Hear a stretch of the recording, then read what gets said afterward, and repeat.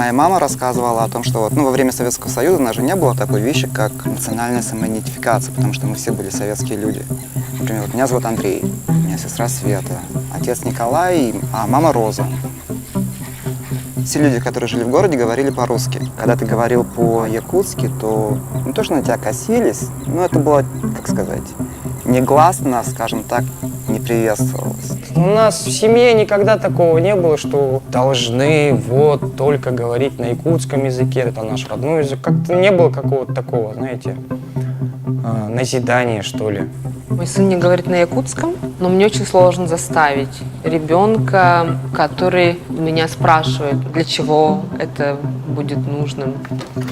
В университете я практически позабыл якутский язык. Почему? Потому что среда, опять же, была русскоязычной. Я не мог ни с кем общаться на якутском языке. Якутский язык отличается от русского тем, что ты можешь знать разговорный, как я, допустим, но не уметь читать книги нормально. Ты там пропускаешь 50% материала. Иногда я звоню маме, кстати говоря. Да, я звоню маме и говорю: мама, вот этого слова что означает? Абсолютно серьезно.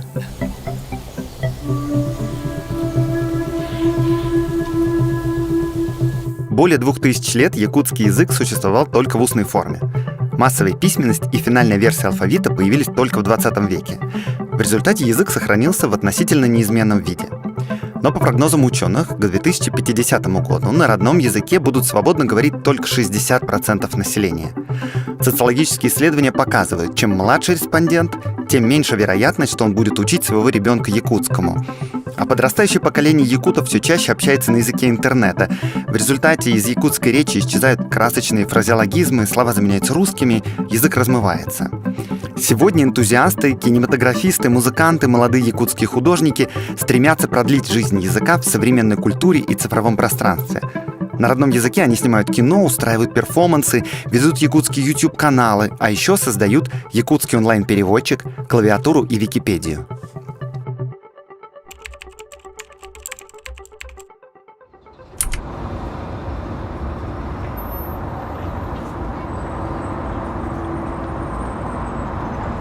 Когда я в Яндекс пришел работать именно в отдел машинного перевода, я ничего не представлял про то, что такое машинный перевод, вообще не знал, что существует Яндекс.Переводчик. В 2014 году, когда Антон Дворкович пришел в команду переводчика, сервис активно развивался, а перед разработчиками стояла амбициозная задача – включить в переводчик все языки России. Уже к 2017 году в переводчике были башкирский, татарский, удмуртский и еще 9 языков. Тут нам написал Алексей, как раз вот в 2017 году, когда мы выпускали наши первые нейросети, Алексей с нами связался и сказал, что вот эти ваши все языки, это очень классно, а давайте попробуем мой родной язык, якутский, добавить, поддержать. Это было бы так здорово, так важно. Есть такая опасность, что язык может исчезнуть, но его можно сохранить именно в цифровом пространстве. Запрос был какой? Возможно ли включить якутский язык в Яндекс.Переводчик? Алексей не был филологом или лингвистом. В жизни он говорил по-русски, а якутский, выученный когда-то в детстве, с каждым годом все больше забывал. Идея нам сразу понравилась, хотя совершенно было непонятно, что делать. Я пошел к своему начальнику и говорю: хотим сделать такую штуку. Он говорит: нет, давайте не будем делать, у нас очень много, 10, 20, 30 дел, которые нужно сделать до этого. Дело хорошее, но давайте потом. Я посидел, подумал и говорю: я компромисс нашел. Давай мы наймем стажера, и мы с ним в паре эту задачу сделаем. И тогда начальник сказал да. Я, в принципе, лингвист. Мне хотелось, да, чего-то на стыке программирования с лингвистикой. Когда я узнал, что это будет якутский язык, можно сказать, что я обрадовался, потому что, то, чем я буду заниматься, оно, так сказать, большому числу людей пойдет на пользу.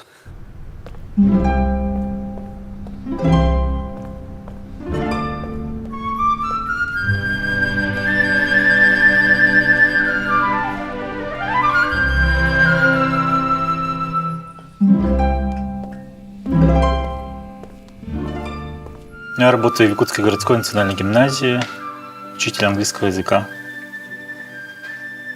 Гимназия наша была основана в 1992 году моими родителями. После распада Советского Союза создали одну из первых школ в республике на якутском языке, углубленным изучением якутского языка.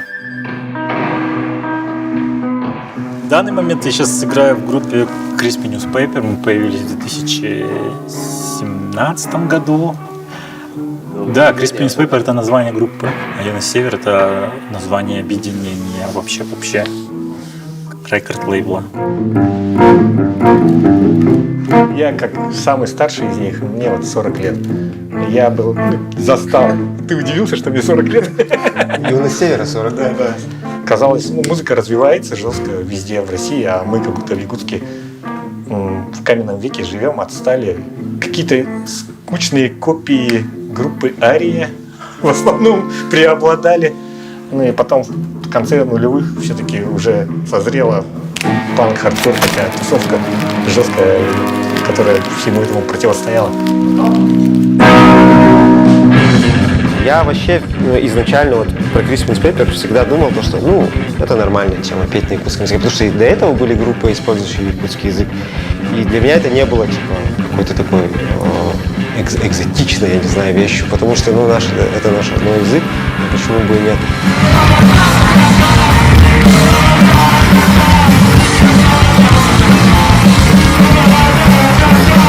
Я по-якутски не знаю. Я во втором поколении не знаю. Просто мои родители не знают на якутский язык, и я не знаю. Вот знакомые меня ругали, что я по-якутски не знаю, да? А сейчас я смотрю, у них дети по-якутски не знают. Такое есть тоже. Потому что они дома. Да. Я больше привык по-якутски вообще говорить. И сына я тоже больше, на якутском воспитываю. Разговариваю с ним на якутском языке. Это же, кстати, научно доказано, что ребенок, если разговаривает на двух языках, то он умнее, более развитый становится. Конечно, идея есть во всех наших действиях. Считаю это более правильным, и для сохранения нашего языка это тоже играет какую-то роль, потому что у нас очень довольно много слушателей и за пределами России, и за пределами нашей республики.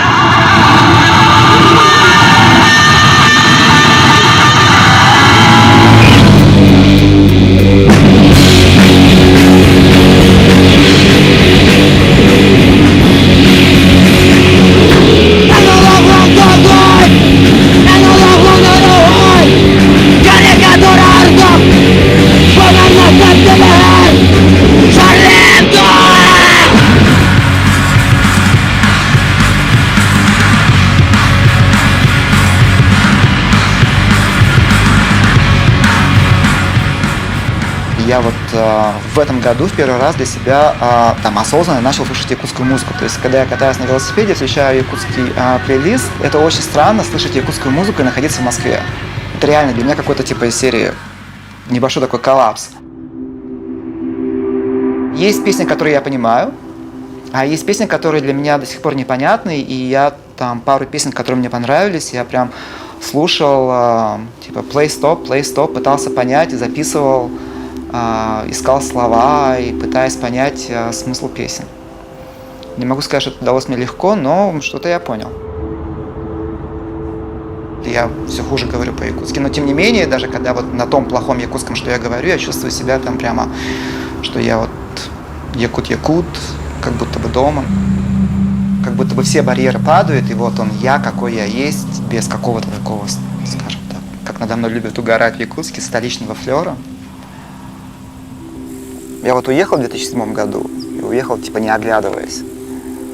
Ну и жизнь в Москве как-то так поглотила максимально. В принципе, наверное, я себя чувствую достаточно оторванным уже от жизни здесь, в Якутии. И когда я сюда приезжаю, я начинаю чувствовать себя гостем. Опять же, я не знаю, как так получается. Вот ты приезжаешь сюда в деревню, и здесь как-то, само по себе, как будто больше якутского хочется говорить. Вот. Да. Хорошо. Вот. Это Саяра, моя младшая племянница. Вот. И она вот совершенно русскоязычный ребенок. Смотри, вон чайка полетела. Куда? Вот. А куда полетела? Я не знаю, куда ты полетела. она не говорит по-якутски, то есть, ну, вообще не говорит по-якутски. Она даже как-то раз утверждала, что она русская, вы якуты, а я русская. Почему это так, непонятно. Ты русская или якутка?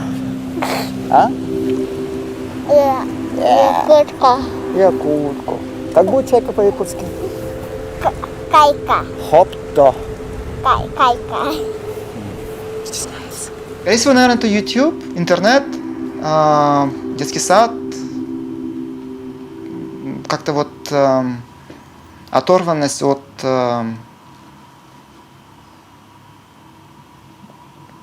чего-то национального. Я пришел, и сразу началась работа, сразу как бы, меня бросили в дело.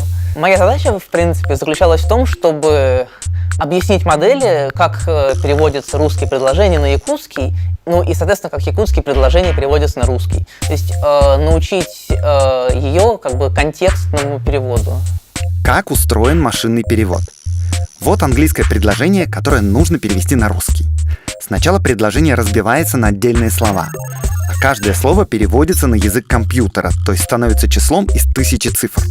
Математики называют такое число вектор.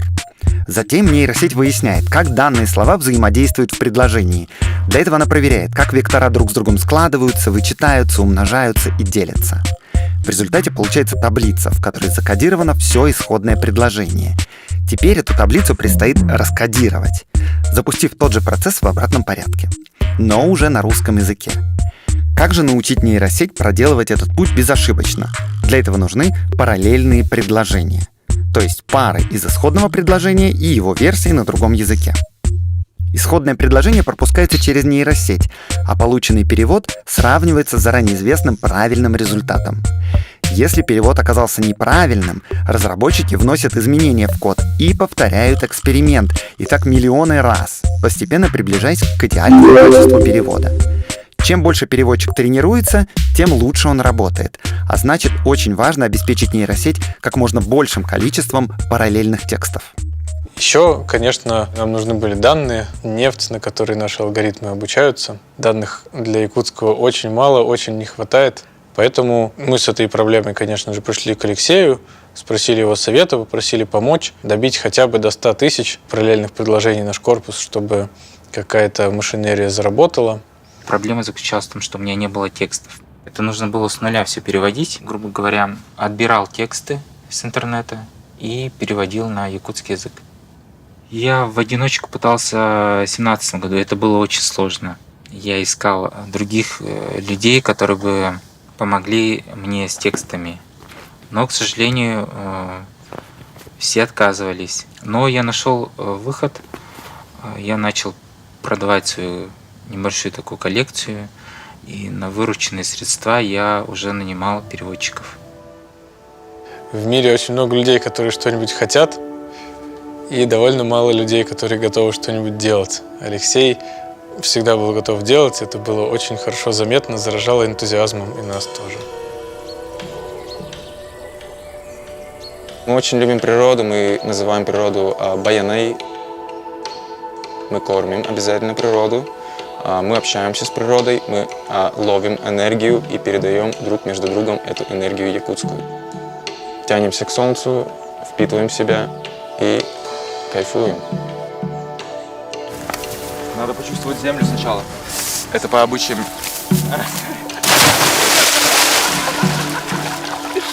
Ну, либо так сразу.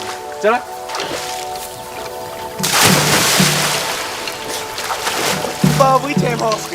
Сама культура якутская, конечно же, вдохновляет, потому что я себя чувствую там как в домашнем очаге со своими близкими друзьями. Поэтому там и происходит, мне кажется, легче всего. Пишется легче, и мне легче там выдать из себя что-то новое. Новое поколение, да, из-за гаджетов, из-за того, что они больше сидят в Ютубе, редко уже общаются на своем родном языке. Я это еще начал замечать, когда учился в школе в 11, 10, 9 классах, когда младшие классы между собой общались уже на русском. Нам это было как-то абсолютно непонятно и непривычно, потому что мы все время общались между собой на якутском. Раз. И лёть-то. Караджанны.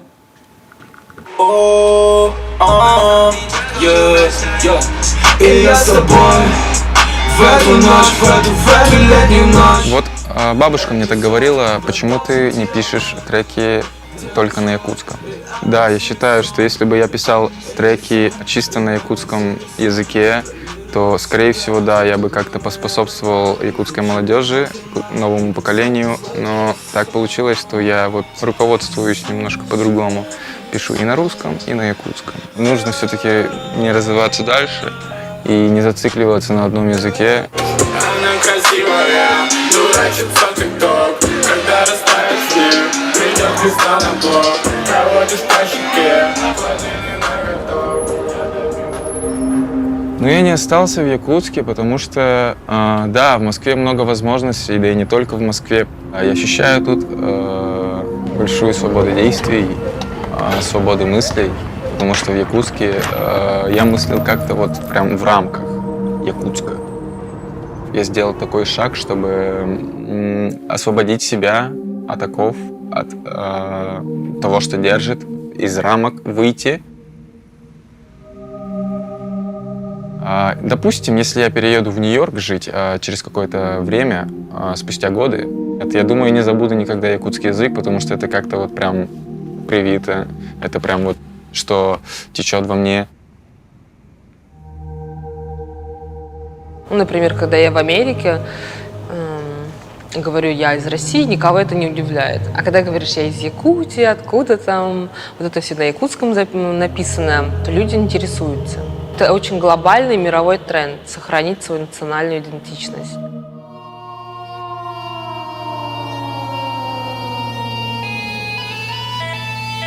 Я очень стеснялась. Мне сложно говорить иногда, сложно вообще открывать рот. А я всегда делаю то, что мне сложно. Я жила в окружении природы, и бывало так, что я долго гуляла в лесу, могла заблудиться. Иногда мои родственники искали меня.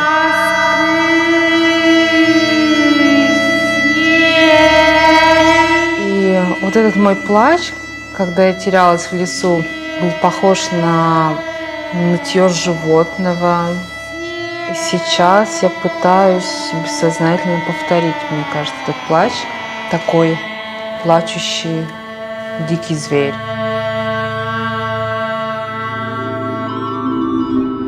И вот я пытаюсь перформансом возвратиться в те времена, когда я была такой наивной, настоящей якутской девочкой, которая хорошо знала якутский язык, а сейчас теряю. Я вспоминаю обращение мамы ко мне. Она всегда называла меня Чичах. Ну, такое странное слово Чичах, но оно означает птичка. И мне нравится, как это звучит. Очень ласково. Я также обращаюсь иногда к своему сыну. Для записи специфических якутских звуков в якутском алфавите есть 5 оригинальных букв. Ü, Ö, Н, Х, Г. При этом в якутском много чего нет, например, звука В, родительного падежа и инфинитива. Зато с помощью суффиксов из любого слова можно сделать целое предложение. Вот возьмем слово «тылбас» — перевод, и образуем от него формы. «Тылбастыр», Он переводит. «Тылбастахнараш», Ему помогают переводить. «Тылбастахтарай», Может, переведет бедненький, если ему помогут.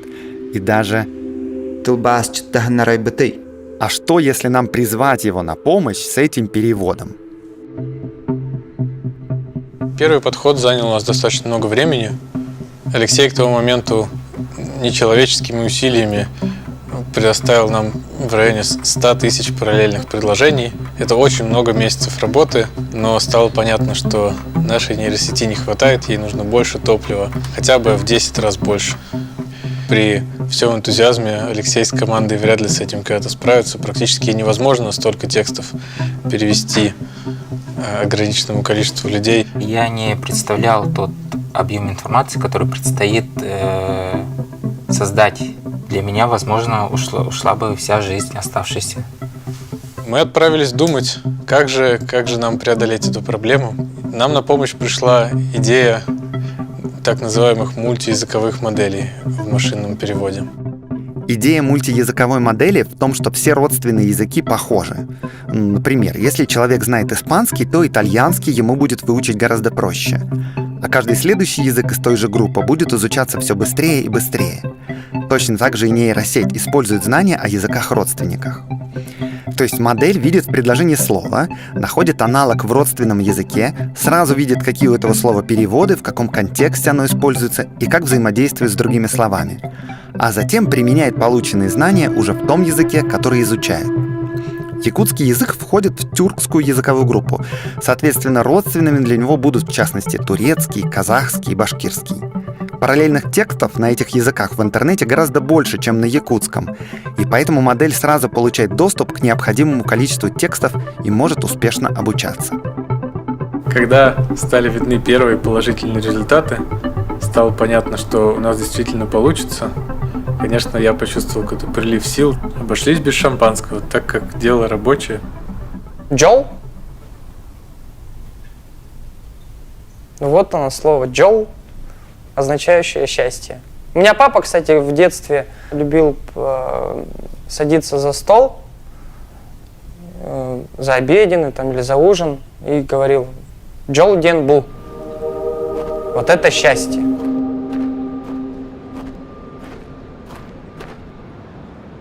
До фотографии я на самом деле не шибко в это вникал. Вообще в якутскую культуру, в традиции. Ну, жил и жил себе. В принципе, как и большинство. Но фотография мне помогла вот именно как-то взглянуть на жизнь шире и понять, что в мире не я один с проблемами живу. Но я ощущаю вот эту вот острую нехватку в якутском языке. Еще задолго до того, как я приеду куда-нибудь в село, я сразу начинаю думать и волноваться, как говорить. Это мешает в какой-то степени в том, чтобы выстраивать какую-то нормальную коммуникативную вот связь с местным населением, общаться с ними.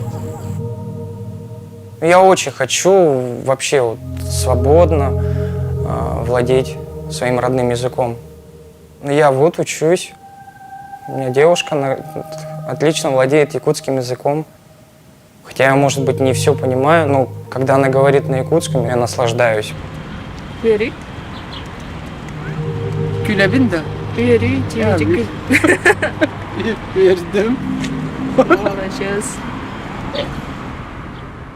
Последние годы же о якутском кино очень часто говорят. Мне стало интересно просто вообще, как у нас вот, люди, да, на каком-то голом энтузиазме, можно сказать, с очень маленьким бюджетом снимают кино.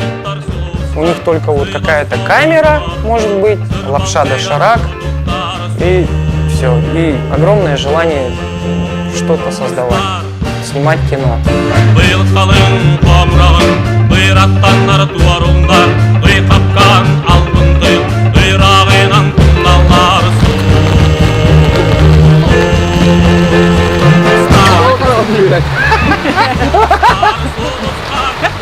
Не перебарщивай. Есть мотор. Камера.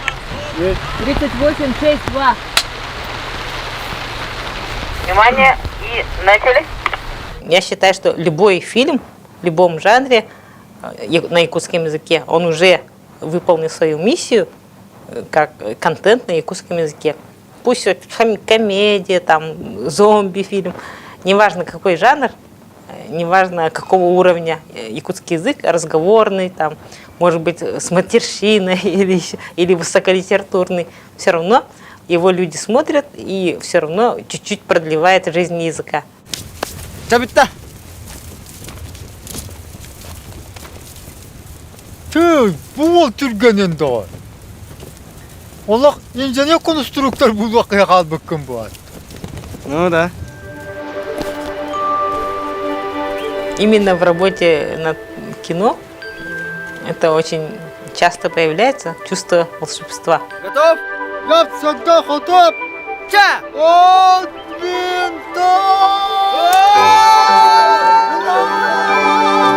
Может быть, это мы так живем в магическом реализме, но это очень сильно присутствует. Мы сильно помешаны на знаках, на совпадениях каких-то, на подсказке. И вот это все время волшебство, волшебство.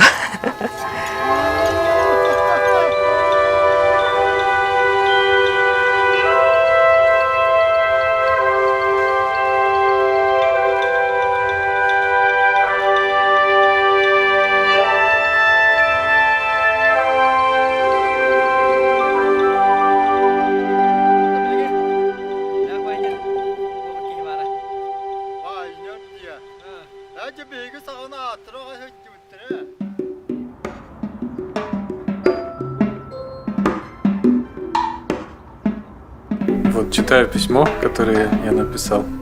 Алексей, добрый день. Спешу вас порадовать, что с завтрашнего дня в веб-версии Яндекс.Переводчика появится якутский язык. Смотрите на приложенную картинку. Это было неожиданностью.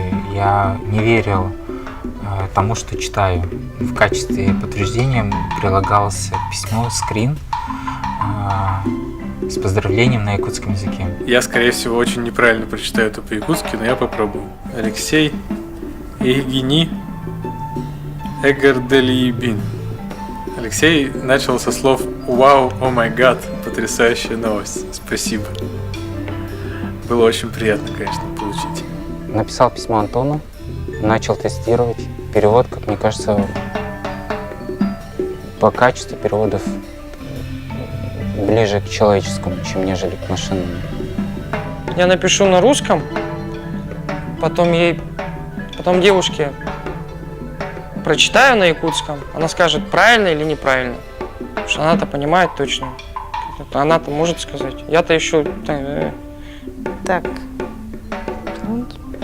Я написала «Минкинем ата медвеш кюнханда китбе». Это название фильма. Перевел название моего фильма «Солнце над мной никогда не заходит». Правильно? Я сегодня поеду на съемки.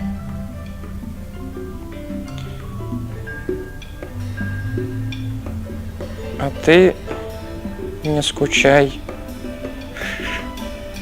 Мен бүгін съемкаға барам, аттан чункуюма. Чункуй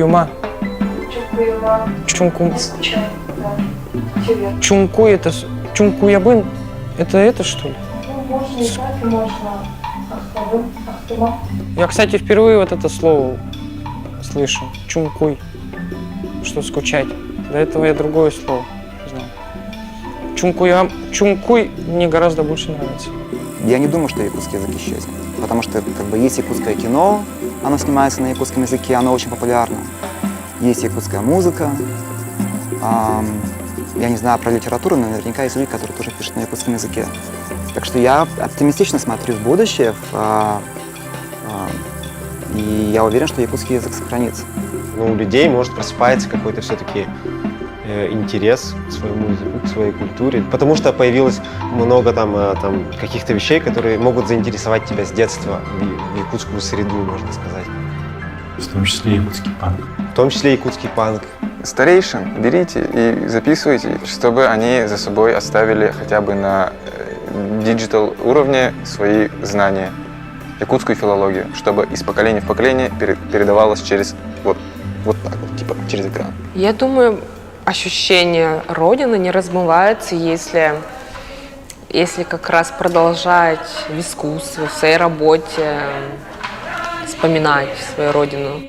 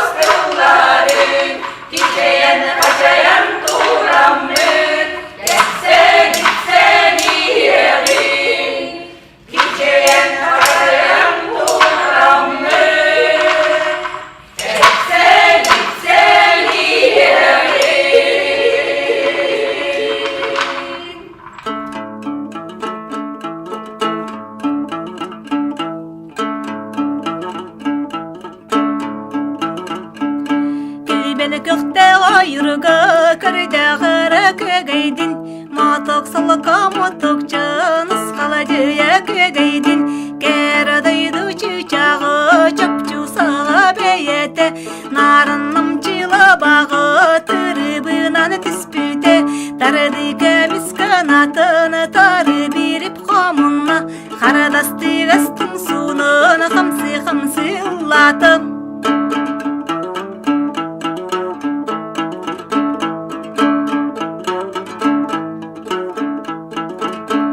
Tatıyıgım çöçağım cacıgı raskolastaq Çöpçü sağa beyete köpsen köpsiri